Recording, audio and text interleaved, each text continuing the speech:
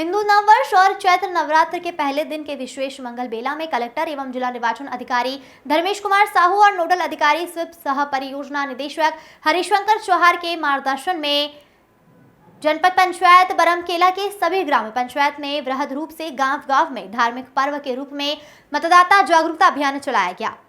भारत गांव में बसता है वाक्य को चरितार्थ करते हुए ग्रामीणों ने भारत के लोकतंत्र के पर्व देश के गर्व को धार्मिक रंग में कलश यात्रा के रूप में ग्रामीण मतदाताओं को मतदान के लिए प्रेरित किया।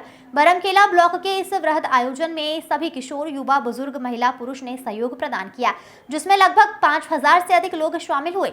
मतदान करने हेतु सामूहिक संकल्प लिया गया। इस अवसर पर रंगोली, कलश सजाना, मतदाता जागरूकता रैली का आयोजन किया गया। सभी महिलाएं धार्मिक पर्व पर जिस प्रकार से कलश यात्रा में वस्त्र श्रृंगार के साथ कलश का धारण करती है, ठीक वैसे ही इस मतदाता जागरूकता अभियान के कलश यात्रा में वस्त्र श्रृंगार के साथ ही कलश का धारण किया गया, जिससे समूचा बरमकेला ब्लॉक मतदान की कलश यात्रा से सराबोर रहा। Bureau report.